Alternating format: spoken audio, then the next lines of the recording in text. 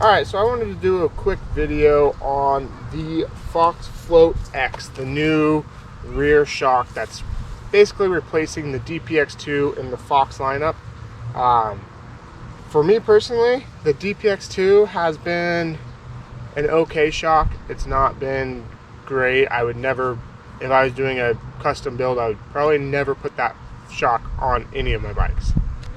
So with that, the Float X, I think, is a huge upgrade from what they used to have. It is now, it's a lot more like small bump stuff. It just really soaks that up really easy. And I actually wasn't a huge fan of my SB130, I think it was a 2020, and I knew it was the rear shock. I wanted to put a different rear shock on it. I ended up not doing that, but I'm gonna keep this video pretty short, nothing crazy. We'll do some ride footage of it. Other than that, I think really good overall shock. It's got some better tuning options. I think the lockout actually works pretty well. So on the DPX2, it has the open trail or traction mode, and then the fully locked out mode. And the trail or traction mode, whatever you want to call it, that was okay. It wasn't great, but it was okay.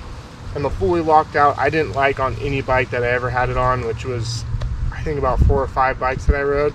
So this one just has the straight, it's open or closed. And the closed mode isn't fully locked out and like very abrupt. And with what I didn't like about the DPX2 was when you locked it out, it felt like it was like too stiff and like it was like kind of like bouncing you. It wasn't very comfortable. Where the traction mode on it was okay, but it wasn't great. The lockout mode on this shock really kind of like is right in between where the DPX2 trail and fully locked out mode is, which I think is a great compromise. I guess if you're going to have only 2 positions, which I like that. I don't like those 3 positions. I want it I'm either climbing or I'm going down and having fun. All right, so for the 2022 Fox Float X, mine is the factory version.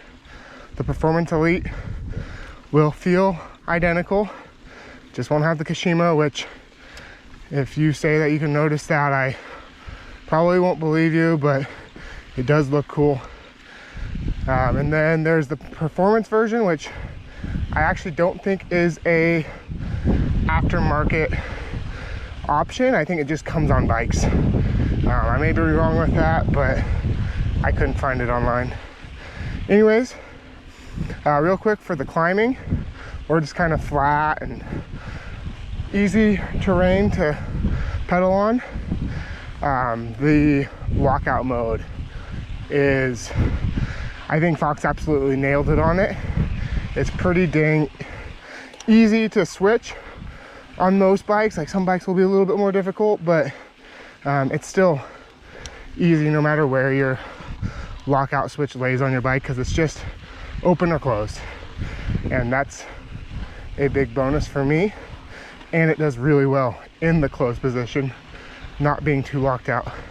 As I was saying, it does a really good job in the closed position, being locked out, not being too firm, but still being firm enough to make it a lot more efficient.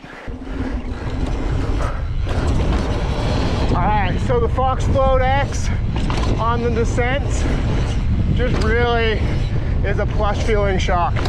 I think my favorite rear shocks now are Fox. So the Fox Float X beats out that Super Deluxe from RockShox, and the Fox Float X2 is pretty damn rad also, but that's not what this video is about.